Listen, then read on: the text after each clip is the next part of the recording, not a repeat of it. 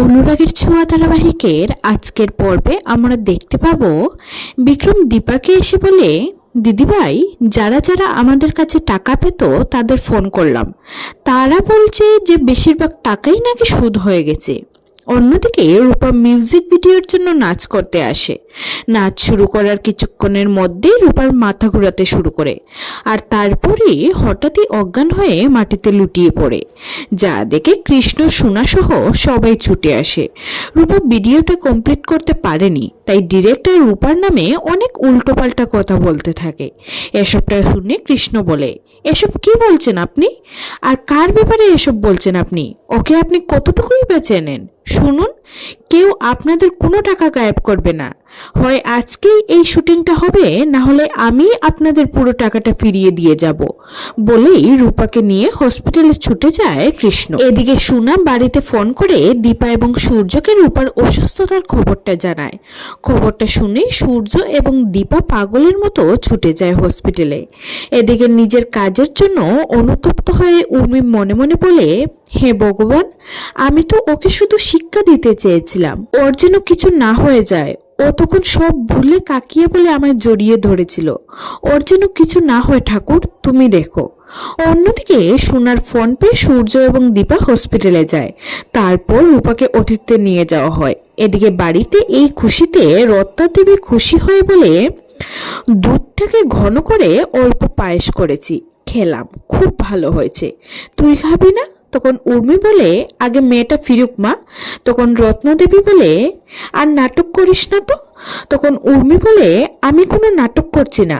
আমি কি এবার তোমার জন্য খুনি হব নাকি?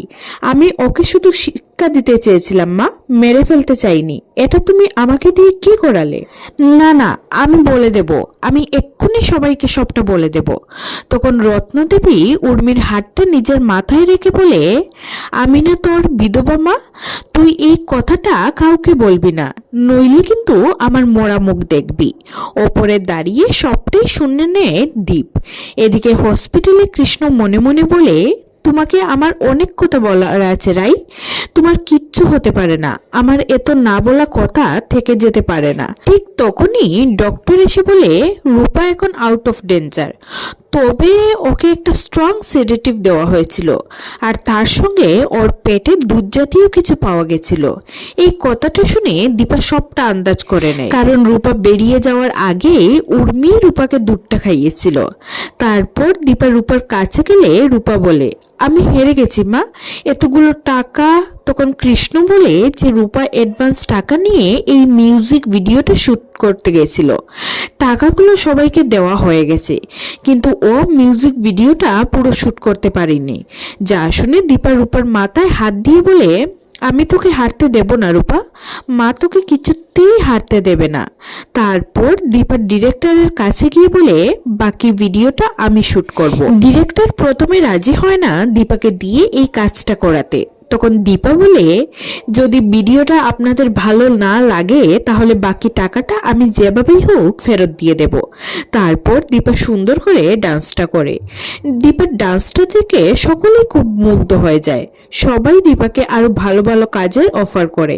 অন্যদিকে মিশকা হুইল চেয়ার করে বাড়ি ফিরে আসে।